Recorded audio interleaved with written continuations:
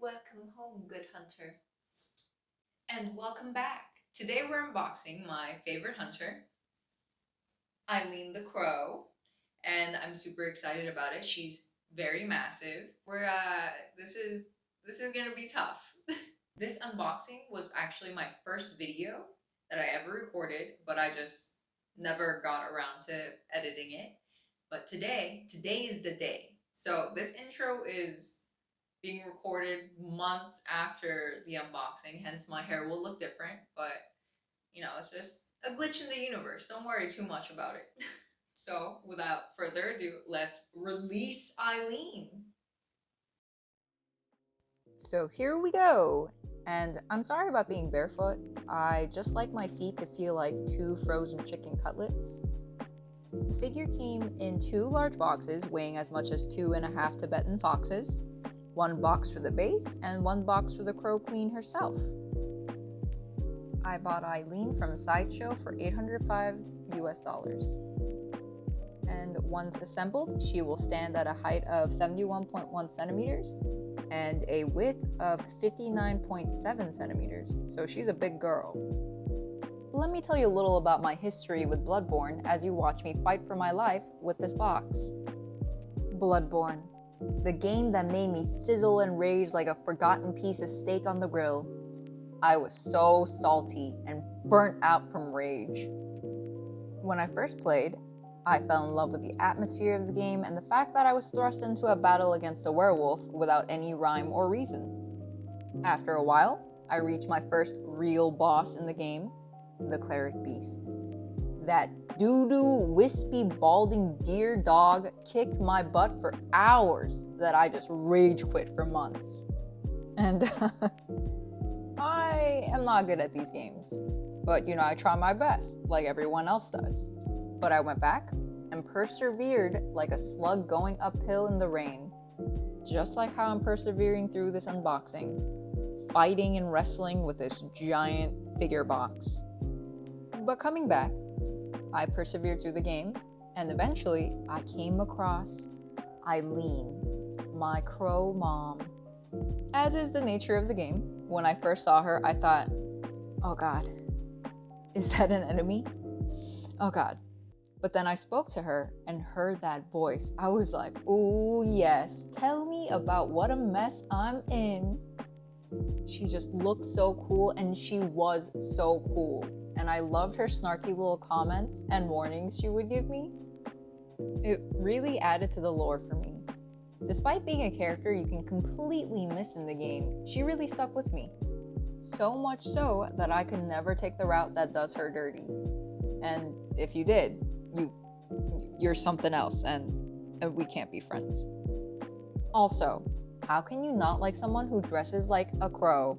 And when she said, "A junta must hunt," it was over. I was tangled up in those long feathers. And spoilers, so if you don't want to be spoiled, skip like 10 seconds ahead. So when you find Eileen at the top of the steps, breathing her last breath, and she's just like, oh, I just need a rest. I was rapidly clicking on her just to keep her talking. But I was like, no, you can't leave me. But she did. And I cried over an NPC. So, yeah. So, coming back to the figure, the reality that's in front of us, these two boxes are gorgeous. The artwork on them, it really brings Eileen to life. The blood splatters, the movement, it really, she truly is the best hunter after me. Thankfully, the figure was extremely well packaged. They packed with all the extra styrofoam and the foam corners, so the foam took most of the damage and kept the box of the figure safe. There were some small damage to the box, but it was, just some small dents. My Lady Maria box was just shipped with just the figure box alone, and it came very damaged.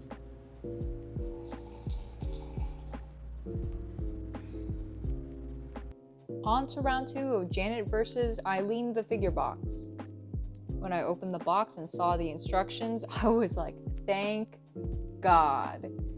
All the instructions are listed very clearly and concisely. It was so easy to understand. And I was very grateful for this because I have battled figures without instructions before. Thankfully for me, taking the styrofoam box out of the cardboard box was so much easier than the one before.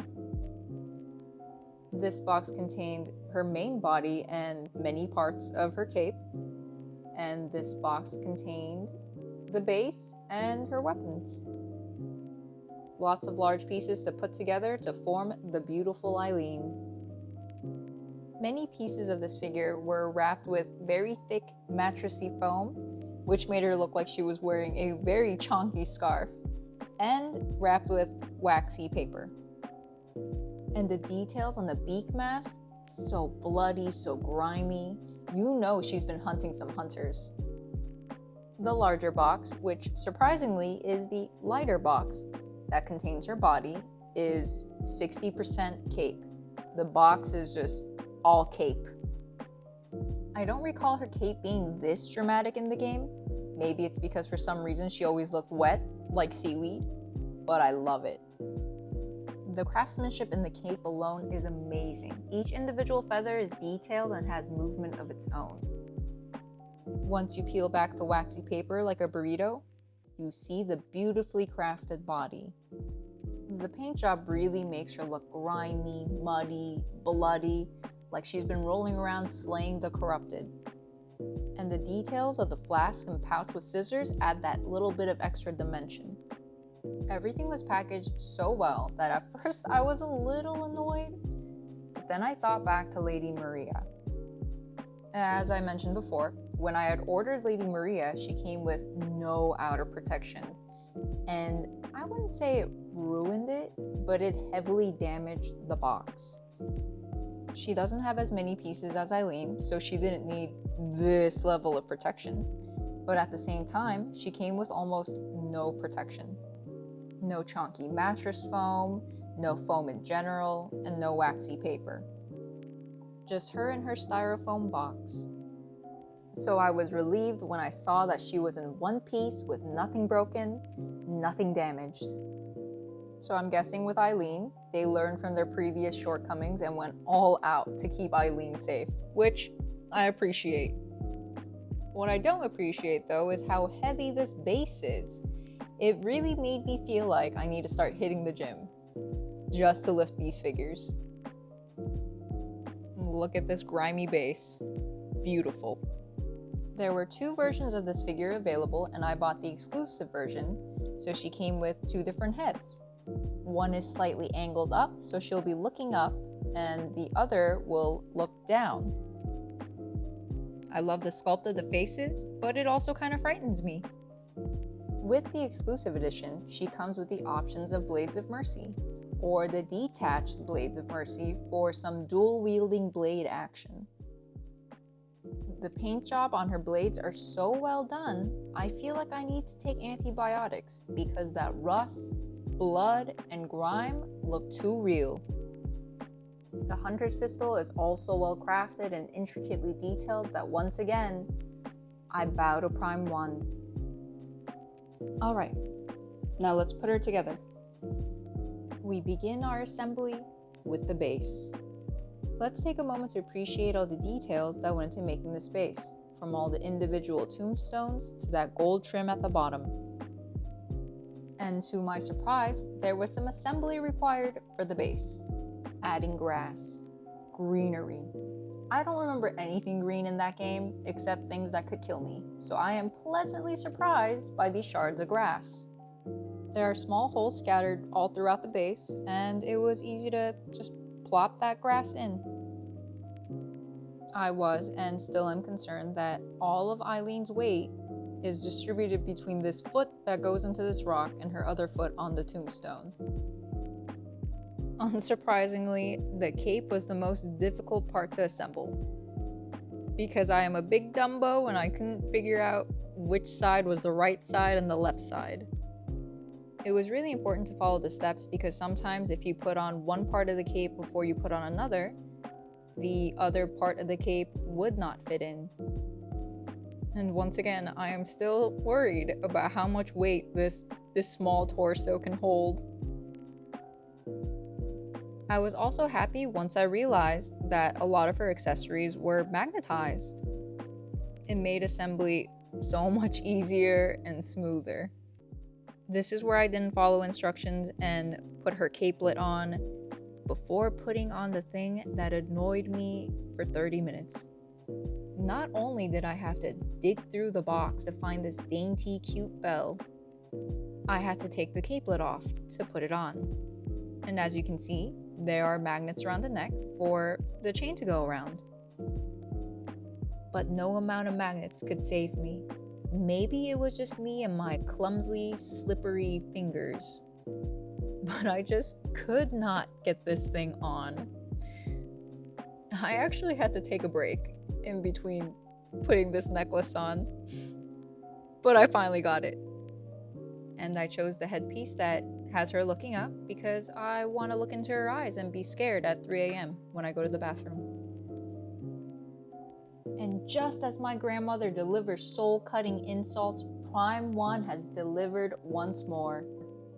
The figure is gorgeous, large and gorgeous. All the small details on the base, the clothes, and just look at the feathers. And the stitching in her clothes and the buttons, so much detail. And look at this bell that caused me pain. There's so much movement in this piece, so much flair. Every angle shows off something new. So it'll be difficult finding a perfect place to put her. And now that they put out the quarter scale doll figure, I am one step closer to having my dream Bloodborne themed basement. Finally, we're done. Here she is, put together, large and in charge, very, very heavy. I think she's heavier than Lady Maria. I am afraid. I don't know where I'm gonna put her. Thank you for joining me on this sweaty adventure. See you next time.